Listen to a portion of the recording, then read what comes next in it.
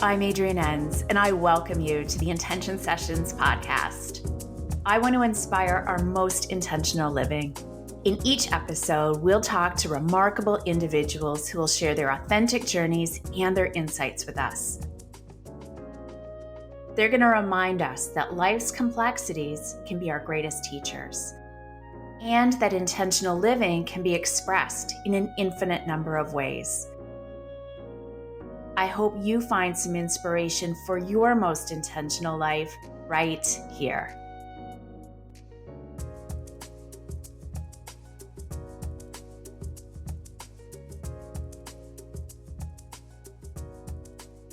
Today on the podcast, we have the beautiful Susan McKenzie. Susan is a clarity coach. She's a writer and a healer, and she incorporates modalities like color and vibration and relaxation massage in all of her work. She works extensively with women grieving the loss of a significant person in their life, helping them to embrace grief as a journey to transform their lives. And in doing so, she wants to help them experience joy again. In October of 2019, Susan published the Mourning Pages, Working Through Loss.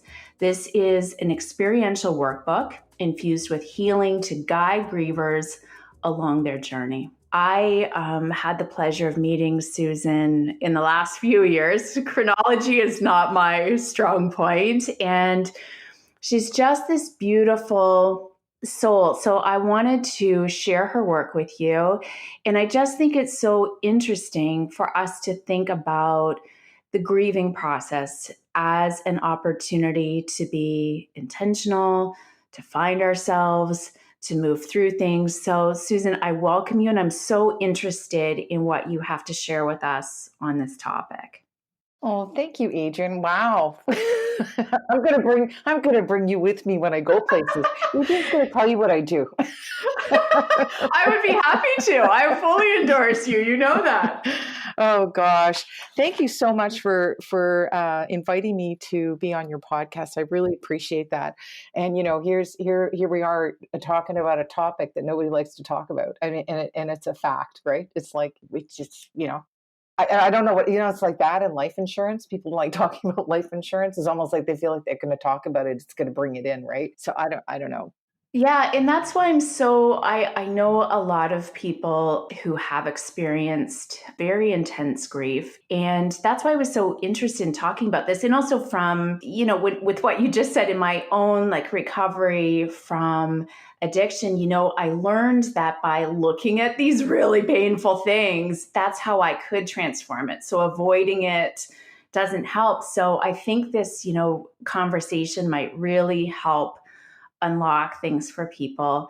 So, but let's start at the beginning. What brought you to do this work in the first place? Well, it's interesting. What brought me to this actual space was a journey for me itself, right? So that was actually a journey. And, it started back in 2000.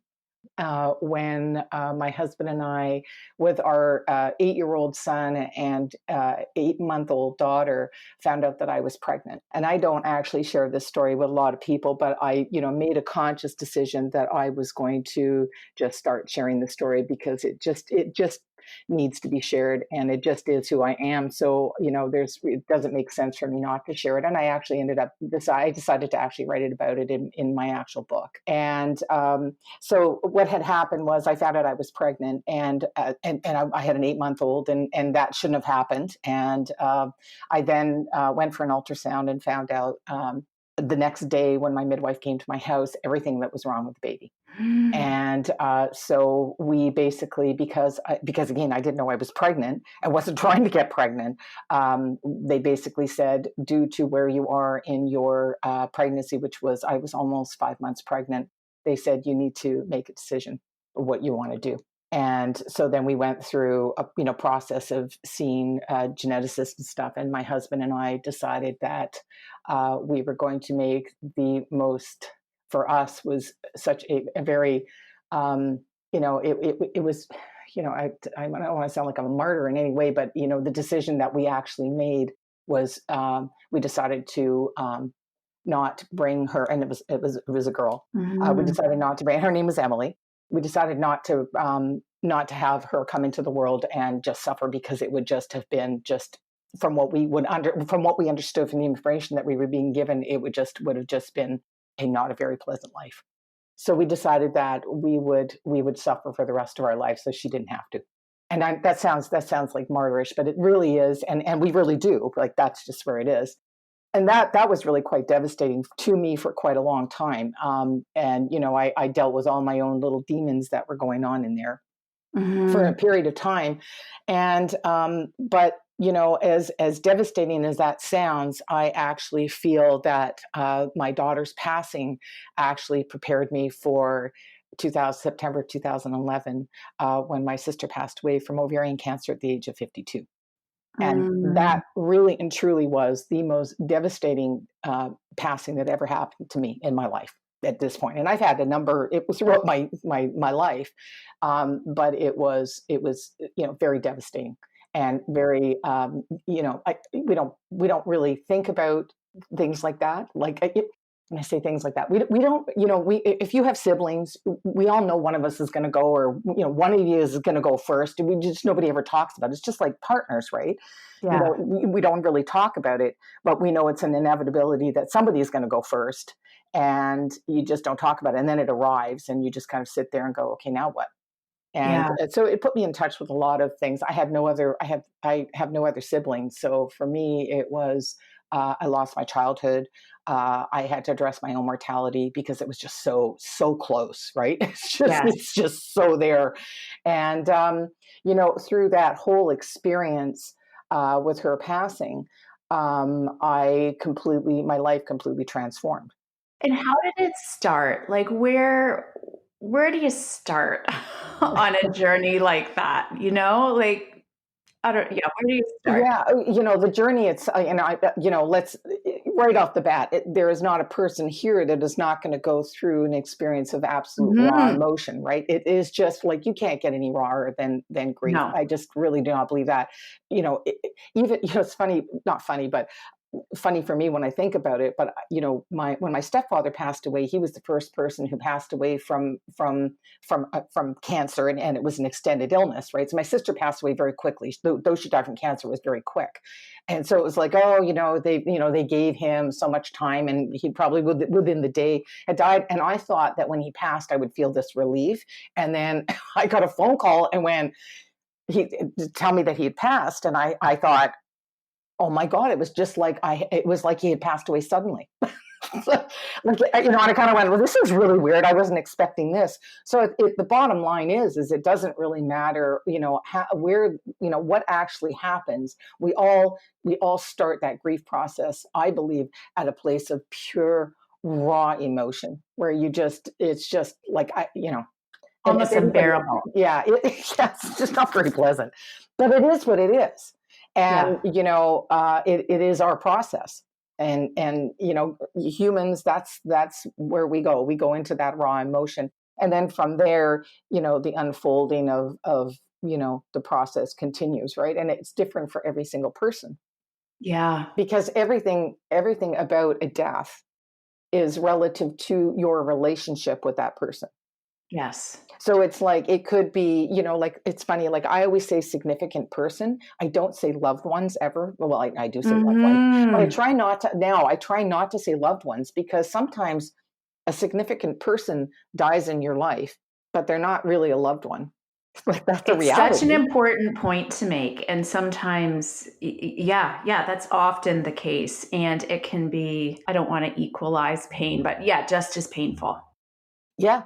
And for different reasons. Yes. And so, I've never, they talk about stages of grief. And while I do believe there are stages of grief, but it's not a line, it's not linear at all. And, everybody goes through their own thing at different times, and they work through their own stuff, or they don't. And right, because that's the reality as well. Yeah. Some people really don't. Yes. And, there's just so many, for my book, I interviewed a lot of people because I thought that shared journeys were really important.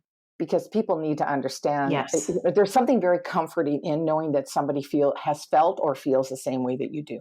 And so, it is, that aspect is really important. And, and what I learned along this whole process, and each time I interview somebody who's gone through their, or is going through their own grief experience, there's all these other factors that come in that make each experience, unique to that person and their relationship.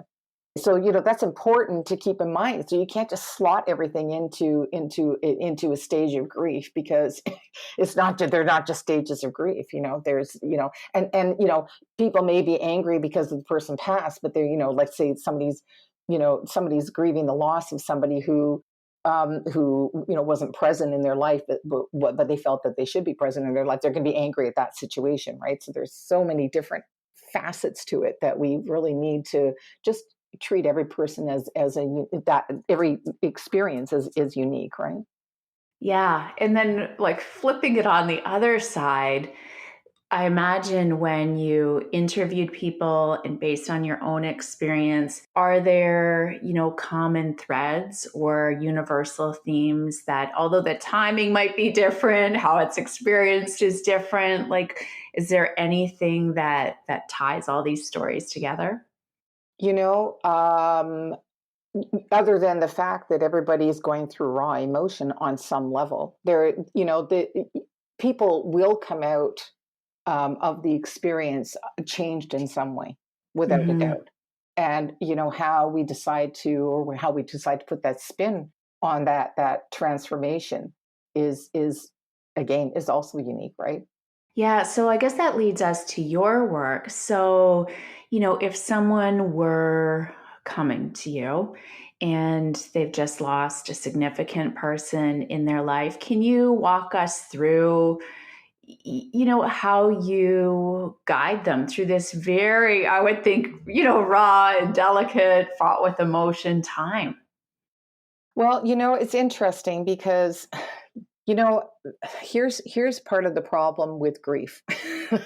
Here's one of the main One of the many. here's what actually, you know what? I will say here is one of the main problems with women who are grieving, which is why I focus on women who are grieving. Other than the fact that I understand women who are grieving more than I would understand a man, to be fair, right? Absolutely. Is Yes. that the number one thing that we do not do is self-care. Hmm. And self-care, because we will not seek out any type of help in any way, or guidance or anything, if we are not in the space of self-care, because for the most part, just getting through the day is the most that we can muster up. Right. So Yeah. Yes. self-care is that space where we would also go, I'm not feeling really good. I need somebody to help me, or I need to talk to someone, or I need to, right. So sometimes that can happen very quickly for somebody, or for another, because, generally speaking, if somebody is, 2 weeks into their grief, they're probably still crying a lot. And Hmm. if you're 6 months out, you may still also be in that space, but 12 months out, you may not, but you may. So Yep. everything is where that person is, and whether or not they they just want to feel better. But sometimes they're just so in that emotion that it doesn't, you just don't feel like you can even get out of it. And so that's why self-care gets put on the back burner. Yeah. And so it, depending upon where it is. So if somebody's coming out to me, at that point, they probably are already in a space where they're looking for self-care. Now, what I actually is funny, because I will have, by the end of the year, a program that will be actually for grieving women, where there's mentoring in that, and actually color, right? So I Amazing. help people heal with color. And Yes. that's another complete aspect, but that's generally where I will go. So the first part of it really is to just sit down and talk about, the person who's passed, how they're feeling, if they know. And if they don't know, to really look at, maybe even delve into that a little bit more, because color is very revealing. It really helps us to go into our subconscious, to pull out those emotions where, to clear them, not to bring them out so that we feel crappy, but just to bring them out so that we can actually clear them and move forward and stay out of that space of maybe where we get stuck, because we do get stuck sometimes. We can, I tell a story in my book about, there's that productive grieving and non-productive grieving, right? And for me, in 2009, my stepfather passed away from cancer. The day that we buried him, I found out that my mother-in-law had terminal cancer, and then my son walked out of the house and told me I was a bad mom. And left. Oh my God. And then 2 weeks after my mother-in-law passed away, which was within 2 months of my stepfather passing away, I had to have my cat put down. And I used to just go out and walk my dogs for like an hour and cry and then come home. And I did that every day. And I'm telling you, every single day for a whole entire year. And one day, and so then after things started, because I didn't know what I was crying about at one point. It was just like I could cry about any one of those things at any point. And then as it started settling down, and I started, dealing with the passing of my mother-in-law and the passing of my cat and the passing of my stepfather, I realized then I was just grieving about my son who was still gone, and he was living wherever he was living, and then I just decided that this was really not productive for me, because I was just crying every day, and it wasn't moving me forward. It was keeping me stuck where I was. So, eventually that really becomes evident that, if we're sitting and crying like, every day for like, 12 months, it's not productive, because it keeps us stuck in the past, right? Yes. We have to move forward. And I'm not saying that it's a bad thing, but it is, there are more productive ways that we can actually, move through that process. So when somebody is deep in grief like that, how can they? Well, I want you to tell people what you mean by self-care. I think I know what you mean, but just, for somebody who's like, I hear this term all the time, but what does it actually mean? Question Right. number one. And then question number two is, when you're in that state of deep grief, how can you start a very simple self-care practice to just inch your way towards this productive grief? So yeah, self-care. It's funny. Somebody else talked about that the other day. Because I wanted to actually even confirm. I asked my husband if he understood what the words, not what it, or what it meant to him, what self-care meant to him, because I wondered if that was just this overused word or phrase that we use. And he basically had that grasp of what it was, but self-care is really about, it's going further than getting up, like for a woman, say, for example, getting up, feeding the kids, getting them ready for school, and, doing the grocery shopping and the laundry. And sometimes that is all that we're actually kind of capable of. And sometimes we're not even capable of that, but that is just, the day-to-day rituals. That's so, I put together actually, a self-care calendar for the grieving woman. And,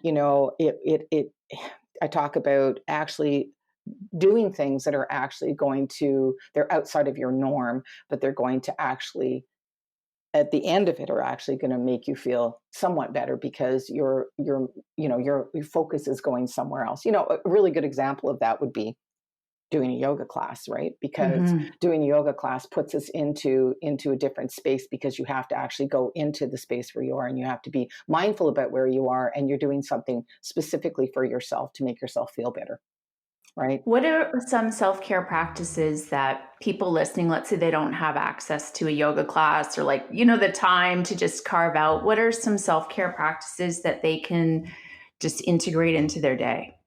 Well, going for a walk, talking to people, Yes. it really is self-care. Asking people for help, that is huge. People do not want to ask for help. They got it, they're fine, right? Or Yes. they just, and the talking thing is really important. I think it's really great if everybody could just find one person that would be their talking buddy, where they could just sit and talk and have the person listen without trying to give advice or judge them or just let them be, to just go out there and just be that person, just like a sounding board kind of thing, right? To find someone that who you could bring into your life that can help you through that process. Writing is really a space of self-care. I'm just trying to think. Cooking, believe it or not, like Yeah. cooking, like, and making something that you really, really like. Because sometimes we won't go into that space if we're in grief. We're just going to slap together whatever it is, but really being mindful and going into that space and cooking something that you really, really like, right? And when I hear you saying that too, like to me, that's more like we've all slapped something together, Yeah, but then there's the idea of like nourishing yourself, right? that's Like right. maybe going and buying like vegetables that look appetizing and making yourself like a simple soup, but it's just the act of it wasn't the, robotic shopping and just Right. making it. It's like, it's good for you. It's warm. It tastes good. It's easy for your body to digest. Like, Yep. just being kind to yourself. Absolutely. Yeah. Even like diffusing essential oils, like that is self-care, right? Going Mhm. into that space, or coloring. Of course, I'm going to talk about coloring because color heals, right? Yes. So going and coloring actually will actually be quite a healing process. And you may even notice while you're coloring as you go along, let's say over a couple of days or a couple of weeks, you may notice that the colors that you're choosing change, because as you color and as you connect to color, it actually helps you to release the things that are in your subconscious that are keeping you stuck, and they'll just kind of go there and dissipate as soon as you connect to that color. Meditating obviously is gratitude, and it's so hard, but gratitude we'll always talk about gratitude, but sitting down and sitting down and writing 5 things that you're grateful for. Mhm. It shifts your energy. It shifts the vibration of where you are. Oh, yeah, I'll throw this one out there. I'm a reflexologist. I've been one for over 21 years or something like that. Too many to count. Get a reflexology session. Yes. It's one of the most relaxing things that you could do. So it's that, going into that space, soak in a hot bath. So it's those kind of things, but really, going in and looking at what obviously don't have a hot bath if you don't like having a bath, but it's a cleanser. Water's a cleanser. Have a salt bath, something like that. But yeah. Yeah. Just really like listening to yourself, right? And I just imagine like sometimes when we're in those states, like we are pretty numb, like it's kind of hard to take care of ourselves, but just, yeah, like even just these simple things to just, I don't know, they're kind of like putting a warm blanket around you. Yeah, absolutely. Absolutely. And again, women, more than, I would say more than men, they tend not to, because they're busy either taking care of other people who are also affected by the loss of this significant person. I take, for example, a woman who has just lost her husband and she has children. Mhm. Where is she going first? She's going to her kids. She's going to make sure her kids are always okay, Yeah. because that's just the nature of moms and women. So we're going to go there, or it's kind of funny. My mom and I, on the anniversary of my sister's passing, my mom, the first year, I think it was the first year, my mom and I didn't call each other because we didn't want to bring each other down. And I love it. so it's like, well, I was going to You're the call last you. person I'm calling. Right. And I'm like, oh, and I'm too down. I don't want to call her, bring her down. And my mom's like, oh, I'm too down. I don't want to call her, bring her down. So we didn't even call each other. It was kind of funny. We were like, oh, that was really dumb. So then So funny. we decided that, from that point forward, every day, every year on the anniversary of her passing, that we were going to get together and at least do something where we would have a cup of tea together and just talk about it, which is kind of nice. But yeah, it's like, it's really interesting what we think other people, don't want to hear about it, and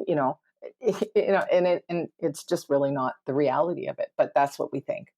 Yeah. So tell us about like the morning pages. So what's in there? Like, and how could somebody use that to help them move through this?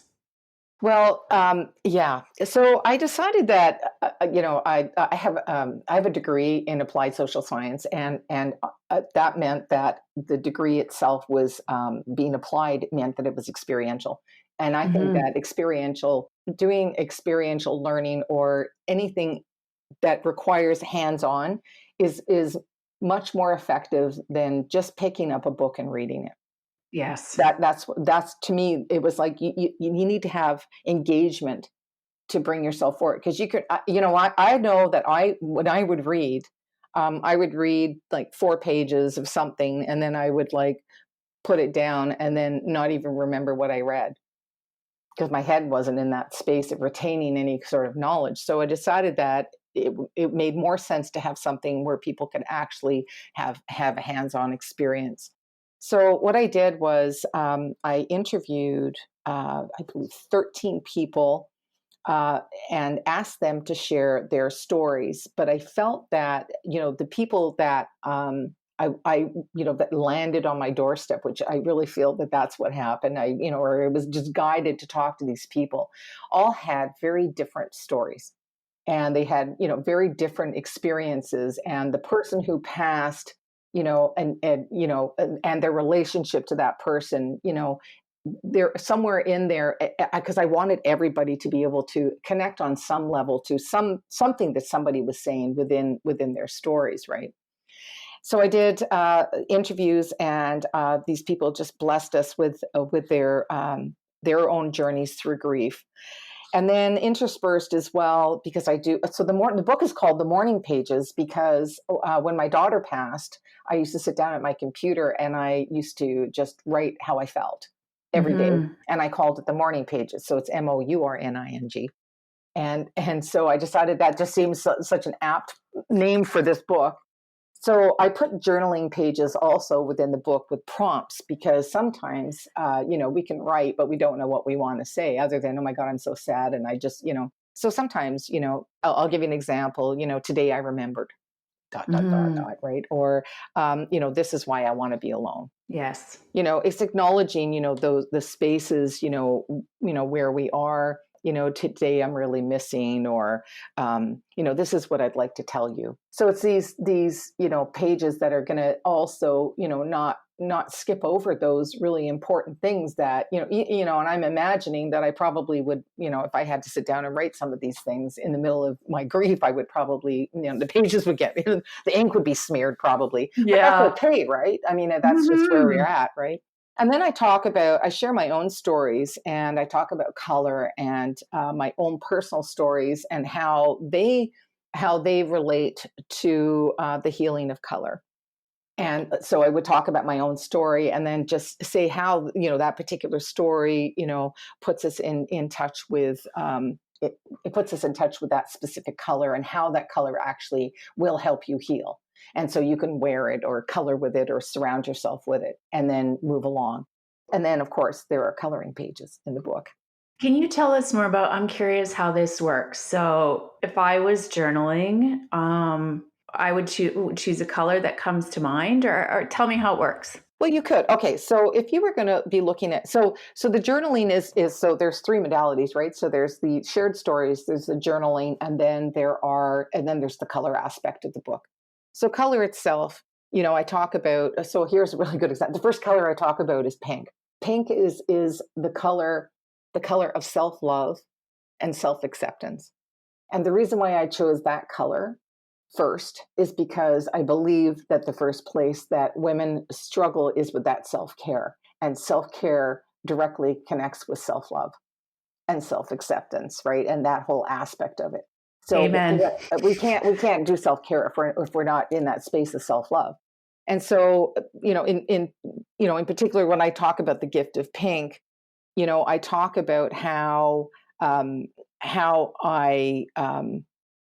move through a specific grief process, and how the color pink really was something that would, if I had known at the time, pink, this is how pink actually helps us heal. And then I encourage people to actually color. Now, color itself. So I think maybe I should even just talk about. So I work with a system called color mirrors, and it works on the premise that we understand color on a really deep subconscious level. And that when we connect to color, it helps us, to connect with our soul, and it helps us to release and acknowledge what's in our subconscious mind. And that's what our soul is always waiting for us to do. So we don't just need we can use this in our day-to-day lives. We can use color in day-to-day, and I do mentor other people, but in regards to grief.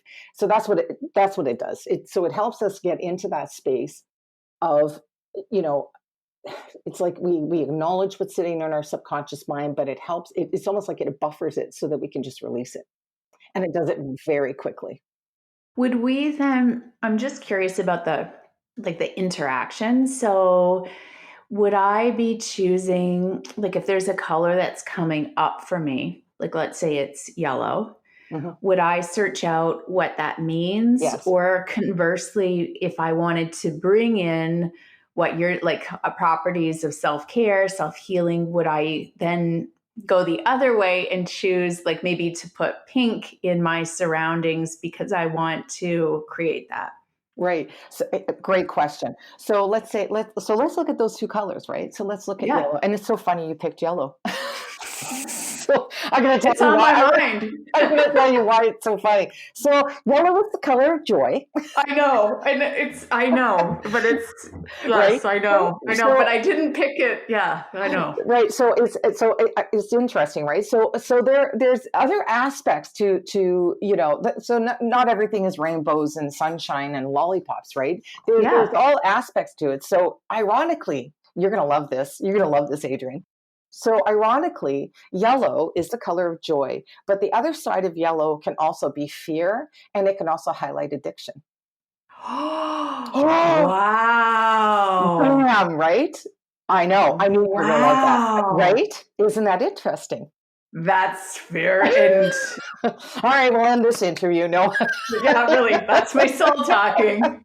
Yeah, so it's funny, right? So for example, so let's say you're sitting down and you're talking, we're doing a session, and so again, people could go on my website and any 24/7 and look at the bottles, the dual colored bottles of oil and water that I use, and they can pick it. It's there available for you. You can go look at the bottles and see what colors you're drawn to or what bottle you're drawn to. Click on the bottle and read. All the bottles have write-ups. Okay. So let's say you're looking at the color yellow and you and I are sitting in a session and you're saying to me, you pick the color yellow and what you're looking for clarity on is, let's say, I'm really stuck. I really don't like this bottle. I don't know why I'm drawn to it. People pick bottles that they'll go, I can't stand this bottle, but I just really feel I need to pick it. That's so interesting. Right. And let's say you're sitting there, I'm picking this bottle, I really dislike it. And let's say you're coming to me and you're really unhappy with your life.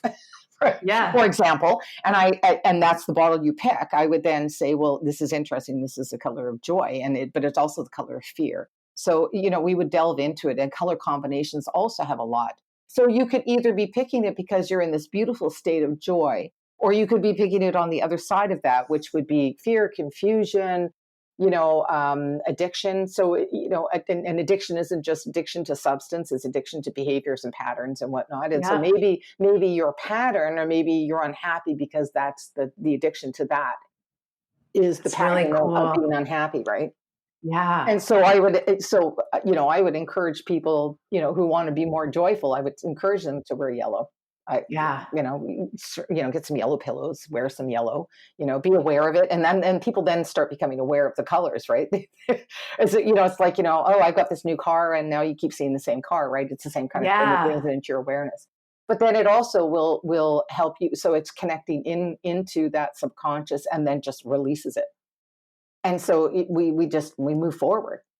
We can't not move forward. It's like, I can't tell you, this system actually completely changed my life. Yeah. I can see why. Yeah. Yeah. I'll tell you an interesting story about my, how this actually changed my life. While I was actually doing my training, I had picked this bottle to, I'm not really sure exactly what I was clearing, but I did realize as I was going along, I had picked up a specific bottle and I don't really know why I'm attracted to this bottle. And then I just thought, I think I need to, and then I realized that I needed to clear some things around around my pregnancy with my son, because my son's biological father left when I was 7 months pregnant. And I realized that while, they talk about, passing things on in utero to people, that I realized that I probably passed on abandonment and anger and all sorts of things. And then I went through this whole thought process of like, holy crap, holy crap, holy crap. Because I just started realizing all these different things. I realized that I used to tell people my son came out, it was just a fact. He came out fist first. And then I went, oh my God, he came out like angry at the world. Like really, he did. And he was a very angry young man. And he was really angry. And he was the worst person in the world to wake up in the morning. And I realized it's because almost like every single day was like being born again. And he was being born into this, place where, I was at that point when he was born, I was, sad and angry and felt abandoned and everything else. And so I went, oh my God, he's carried all my crap with me. I want to clear that crap because it's my crap. I know, I understand that. So these bottles, dual colored bottles of oil and water, you can actually bathe in them if you want to go. So I bathed in the bottle, felt great. It was just, I felt like I was drunk on love.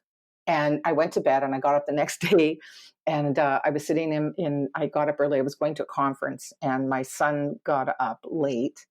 I knocked on his door and he came downstairs and he's like one of those people that just does not even talk to people in the morning. Mm-hmm. He came down the stairs, he got his boots on, he turned around and said, thanks for waking me up, Mom. He said, I did an update on my phone. My alarm didn't go off, and walked out of the door and I went, who is that? Who was that person? And it continued from that day forward. I love so many things about that, but like in the spirit of talking about being, intentional is also that like, it's never too late, right? Like, you pass these things on, to your children, but when we recognize things or if it's past whatever it is, we can always change it.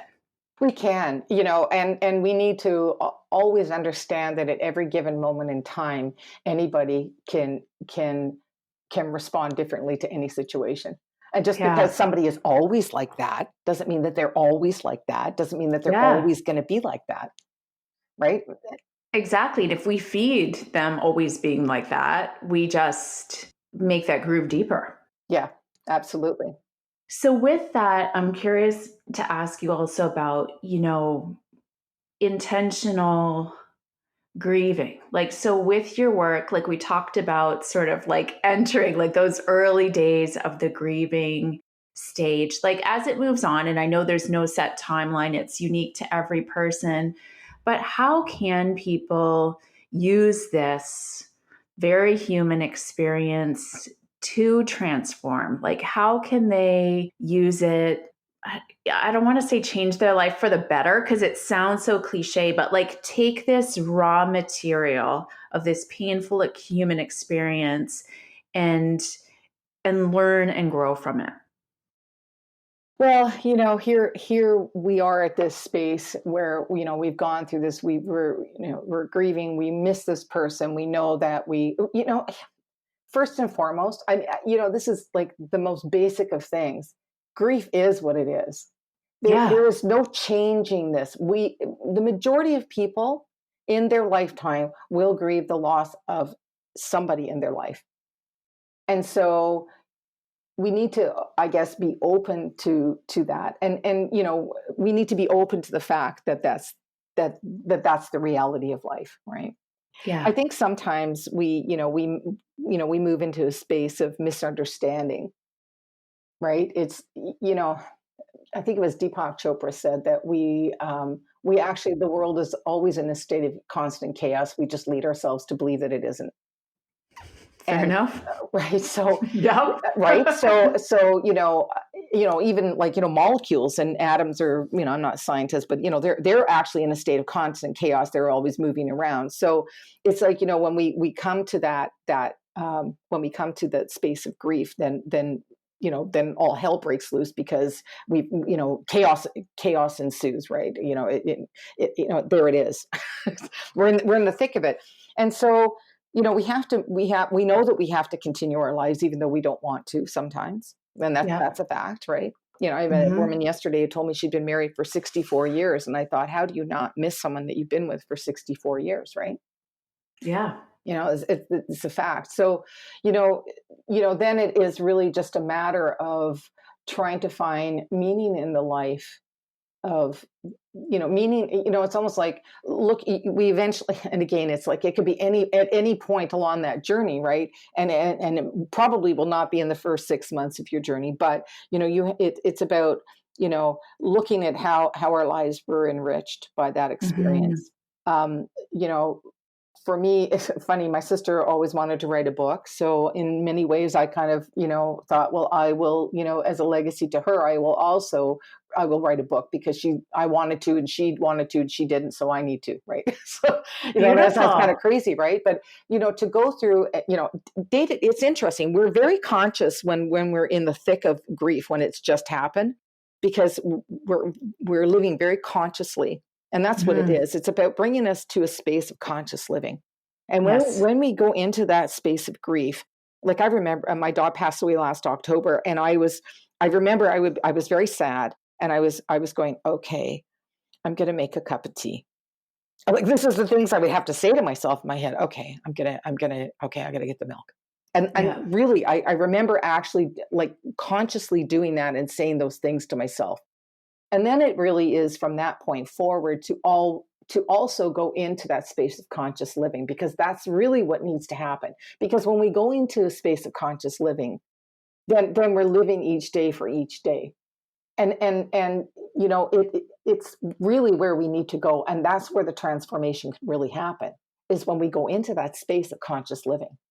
Because we can't continue to stay in the past, and we can the memory is always going to be there, and things are always going to make you sad going forward. If you had a great relationship with that person, or if you didn't have a great relationship with that person and wish that you did, you're always going to have that sadness. It's like we learn to live with intense sadness.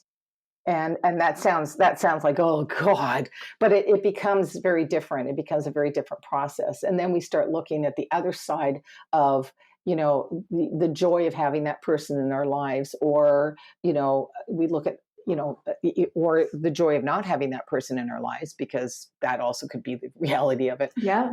So we, you look and everything shifts, and because it's so personal and so unique to each person. You will always move through, and you'll always move along your journey, but the journey will last until the day you take your last breath. Yes.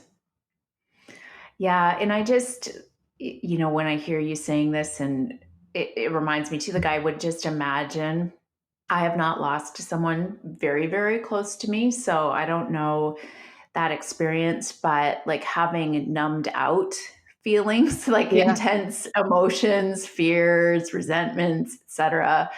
I imagine, that's a default setting for a lot of people. And like what I hear you saying too is just really feeling it, and as uncomfortable as it is, when we really feel things, then we do become really conscious and very aware, and we can move through this stuff. We don't have to always like tuck it down inside. Absolutely. And so that is the whole purpose, right, of color, is to bring that stuff up so that we can actually deal with whatever that is. And some of it we don't even realize is there, right? So we can actually just deal with that and then go into that space to live consciously, right? Totally. It's interesting. There's a quote that I had in my book. It was by Rachel Naomi Remen, and she says that every great loss demands that we choose life again. Yes. And every day. Yes. It's a choice every day. Absolutely. 100%. And you would know that even through the experiences that you've had in your life, it's a choice. Every day it's a choice. How am I going to live today? Yeah. Right. And that is conscious living. How am I going to live today? Okay. How am I going to deal with this when it arrives? Right. Yeah. Yeah. Oh, it's so important. I'm glad that you're doing this work. And I'm also just, the other thing that's coming up for me of what you just said is sometimes we just also don't know. Do you know what I mean? We don't have words for all of our our feelings or thoughts, like that someone could show up, to work with you or work with a grief counselor or whoever else is supporting them, that you don't have to be able to like articulate that this is what's going on. You can just know that you need help navigating this, ask for help, and someone will guide you through it in a safe and supportive way. Absolutely. And really to find someone that you really connect with. Because there's no, I spoke to someone about a month or so ago, and we were talking about how she had gone to see a counselor, and I said, so how was that? She said, she said to me, she was young. Yes. I thought that was funny. And there's nothing against someone who was young, but she said she was young, and I know that because she had spoke to her about it, I know that she has never experienced grief, like really deep grief in particular. And she said, so I found it hard. I found it hard relating to her because, she didn't feel that the counselor that she was speaking with could relate to her because, she said, how can you relate to me if you haven't had that experience? Yeah. And I get that. Like, that makes sense. It totally makes sense. It's so true. We've had this conversation on this podcast before, and I've talked to many people about it, and it's been true in my own life, is, I will shop for something. I've been shopping for this set of curtains that I've never bought for like years. I've looked at the same ones and something's preventing me from buying them. But like then when you need somebody, like a counselor or a therapist, like when you're actually in a traumatic situation, you don't have the wherewithal to like even know what questions to ask. You might be fragile, like you just assume someone is an expert, but you really do have to find someone that you really connect with. And it's just interesting to me when we're in such traumatic states and that person is that much more important. Yeah. It can be hard to know where to start. Absolutely. And unfortunately, and there's some, the unfortunate part of that is that can be a process that can actually stifle somebody because they may go see someone and go, and then just this isn't for me. Yeah, this isn't for me. This isn't going to help me. But I guess we need to, understand that when we're in that experience, that we need to actually find that person that's going to help.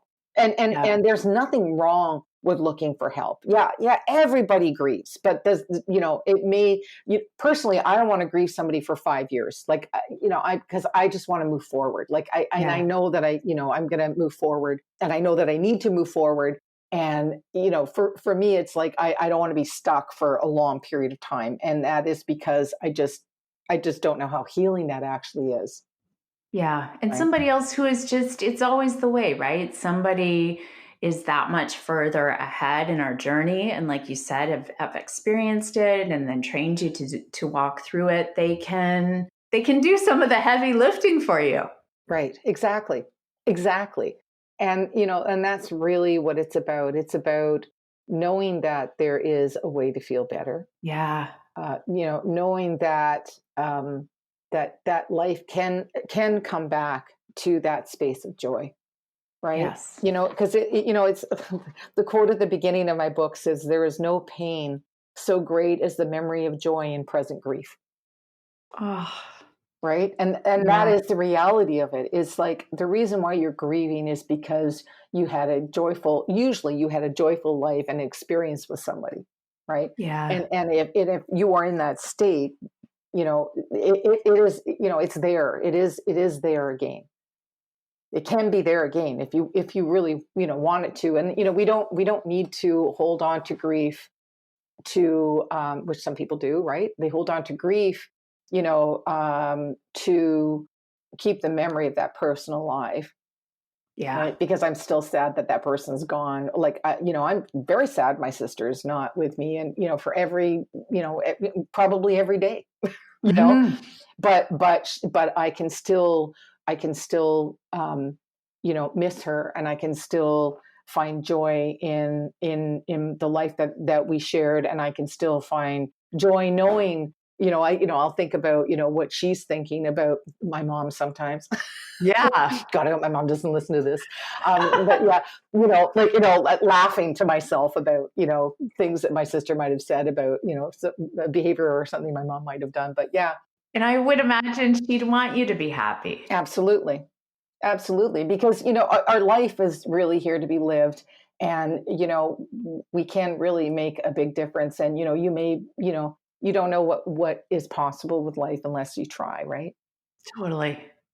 Susan, thank you so much. So we're going to put all of your details on the show notes for the page, but how can people connect with you, find out more about your work, buy your book? What are all the ways that you can help them?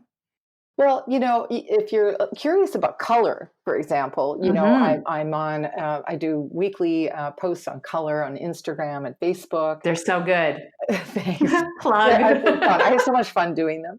I can tell. And you're always colorful. It makes me happy to see you. Oh, thanks, Adrian. It's funny. Somebody said to me at work the other day, "Oh, you're always so happy." I go, "You should talk to my husband." Not always, but yeah, I try. And again, you could go on my website and you could look at the color meter system because it really is fascinating. It's just such a beautiful system. It's been around for 18, 19 years, something like that. And you can play around with it yourself actually on my website. And you can just, I'm out there. I'm out there. You can find me.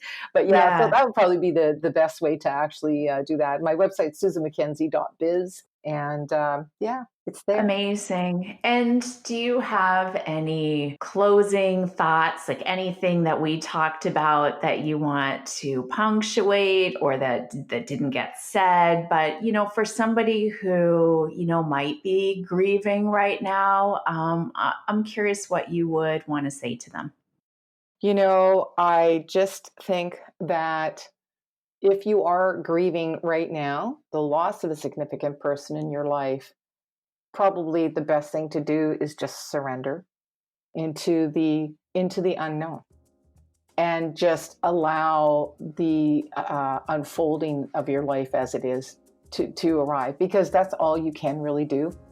It is about the surrender into what is, which brings us to the place of conscious living. Beautiful. Susan, thank you so much. Thank you, Adrian. It's been a pleasure.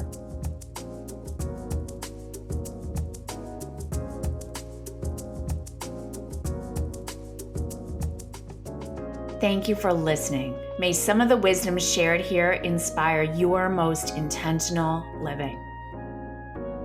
For more information about this episode, this podcast, intentional living, and my work in the world, please visit mayyouknowjoy.com. You can also find my May You Know Joy and Seeds of Intention cards there, and my book, Intentional Days.